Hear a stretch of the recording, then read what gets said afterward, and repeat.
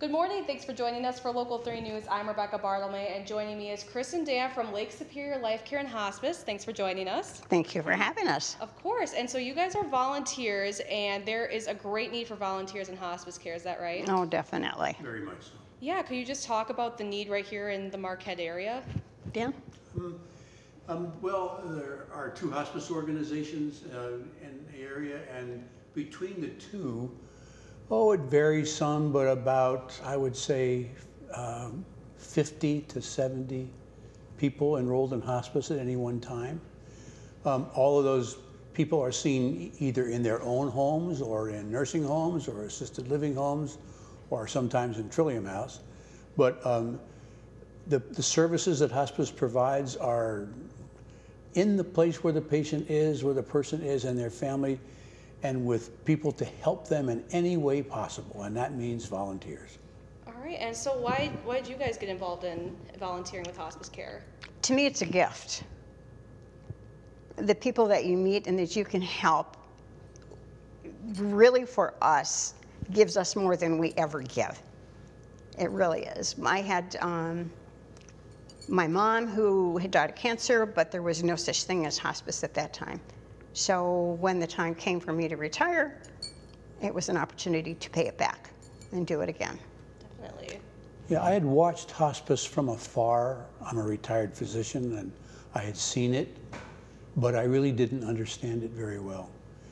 And what I found out was that and I found it in my own personal experience, when people in your family that you love are at the end of life, it's a sad thing, and it's a hard thing for people to contemplate, and it's even harder sometimes for them to go close to them. And hospice, and the volunteers that are hospice, go as close to the person who is dying as they possibly can, because sometimes they're the only ones who are available to be with them and to listen to the story of their lives.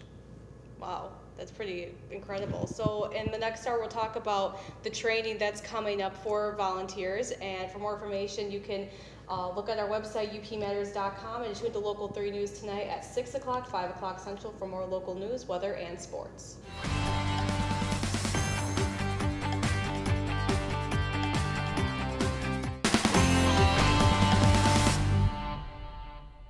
Good morning. Thanks for joining us for Local 3 News. I'm Rebecca Bartlemay, and joining me is Chris and Dan. They're volunteers with Lake Superior Life Care and Hospice. Thank you for joining us this morning. Thank you again for having us. Yeah, and so we're talking about your experiences with being volunteers in hospice care, and we just want to hear what your stories are. What are your experiences like? Go ahead, Dan. So many. It is. Let's try to find the one that you want to share. The one that stands out in my mind is one of the very first people that I was fortunate enough to meet, who was dying of really bad heart and lung disease, and had a very difficult time speaking because he couldn't get his breath. And so he had to talk like that. And he told me the entire story of his life and those gasping breath things. I was just riveting. He was also a very religious man, and he really couldn't understand why God wasn't ready to take him, because he was ready to go. And because he was so religious, after a bit, he got angry at God. And then he got guilty for being angry at God, and then he wouldn't talk at all anymore. He kind of went into a snit. And his name was George, and one day, several weeks later, I walked into his house to make lunch for him, as I had been doing for now a few months. And he was all smiles, and his old self was back. And I said, George, what happens? You're your old self again. He said, well, I finally know why God isn't taking me. And I said, why is that, George? He said, for you. He said, I've got something to teach you before I die.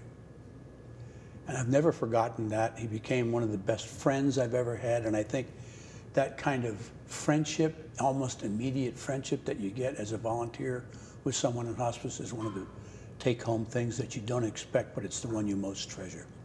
Wow, so it's something you didn't realize that you would experience, and it changes you. It does. It does. Wow. The thing is, it's not hospice for a person. We're for family. We involve the whole family with hospice. My experience was, and when I said it's a gift and you learn, I had one patient that was a Native American family, and I was asked to meet with the family before I got to meet our patient. And they explained to me, and I had no idea of this. This is why I say you learn what the process is for a Native American that passes or is going to pass.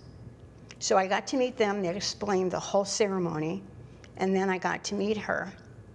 And on the end of the bed was like a dream catcher, and there was one white feather.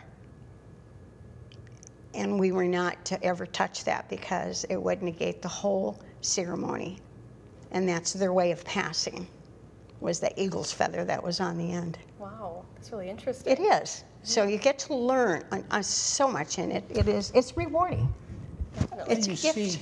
You see human love in a way that you don't really appreciate until you see it. People who love other people who are dying, giving themselves up, not just their time, but their whole person's up, to do everything they can to make them comfortable. And they teach you not to fear death. Every patient I've ever had in the 20 years, they're not afraid to pass. They are ready. They have this faith in them, and they're ready. It's like Dan said with one that he had. There's a reason why they're here, and they teach us. They give us. Wow. And so, for people who want to be a volunteer, there is an opportunity for them to do that, right? Right. There sure is. On the 17th of October at 9 o'clock at Lake Superior Hospice and Life Giving, we're going to do a training program. So if anyone is interested in becoming a volunteer, it doesn't mean you have to see patients. There's other ways that you can help with the hospice other than just patients. But it starts at 9 o'clock, and it's at the Lake Superior Hospice and Lifestyle. At breakfast and lunch, and it's from 9 until 2. Dan? Check it out. Check it out. I mean, it's not a commitment, but I think it's an eye-opening experience.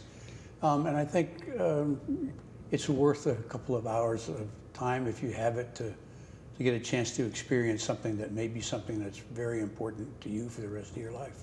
All right, great. Well, thank you so much for joining us, Chris and Dan. And for more information, you can check out our website, upmatters.com, and tune to Local 3 News tonight at 6 o'clock, 5 o'clock Central for more local news, weather, and sports.